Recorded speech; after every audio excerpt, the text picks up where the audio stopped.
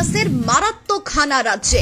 শুনে নিন কোন মাংস খাওয়া থেকে দূরে থাকবেন, কি কি উপসর্গ দেখে চিনবেন নিপার সংক্রমণ। শ্বাসযন্ত্রের কাজ বন্ধ করে দেয় নিপা ভাইরাস। নিপা ভাইরাসের 7 থেকে 10 দিনের মধ্যে কোনো রোগী কোমায় চলে যেতে পারেন। হ্যাঁ, এতটাই মারাত্মক এই ভাইরাস। বারাসাতে 2 জন নার্স সম্ভবত নিপায় আক্রান্ত হয়েছেন বলে খবর সামনে আসছে এবং এই নিয়ে উদ্বেগ বাড়ছে। 40 থেকে 75% মানুষ মারা যান এই অসুখে আক্রান্ত হলে। আর এই জায়গা থেকেই চিকিৎসকেরা বলছেন সাবধান হয়ে যান কিছু ক্ষেত্রে মাংস খাওয়া থেকে। তারা বলছেন শুয়োর পালন ও শুয়োরের মাংস খাওয়া থেকে বিরত থাকতে হবে। যে কোনো ফল ভালো করে ধুয়ে খেতে হবে, কিন্তু মনে রাখতে হবে সরাসরি শুয়োর কিন্তু নিপা ভাইরাসের বাহক নয়। তবে নিপা ভাইরাস সাধারণত মাংস খাওয়ার মাধ্যমে ছড়ায় না, বরং সংক্রামিত প্রাণীর সঙ্গে সরাসরি যোগাযোগের মাধ্যমে ছড়ায়। যেমন বাদুড়, শুয়োর, ঘোড়া, ছাগল, কুকুর, বিড়াল অথবা তাদের শরীরে তরল পদার্থ অথবা দূষিত খাবার, পানীয়, কাঁচা তালের রস বা বাদুড় কামড়েছে এমন ফলের মাধ্যমেও ভাইরাস ছড়ায়।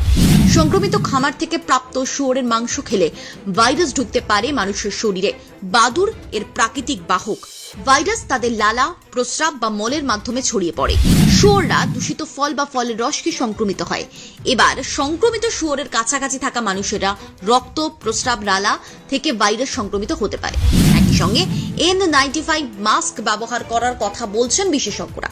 বাইরের খাবার থেকে যতটা সম্ভব বিরত থাকতে হবে। নিপা ভাইরাস এতটা ভয়ঙ্কর কেন জানেন?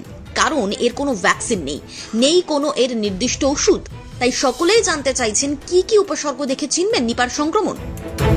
চিকিৎসকেরা জানাচ্ছেন নিপার প্রাথমিক লক্ষণগুলোর মধ্যে রয়েছে জ্বর, মাথা ব্যথা, পেশি ব্যথা, বমি, গলা ব্যথা এবং এগুলোর পরবর্তীতে মাথা ঘোরা, বিভ্রান্তি, তন্দ্রা ও স্নায়বিক লক্ষণে পরিণত হতে পারে, যা এনসেফ্যালাইটিসের ইঙ্গিত দেয়।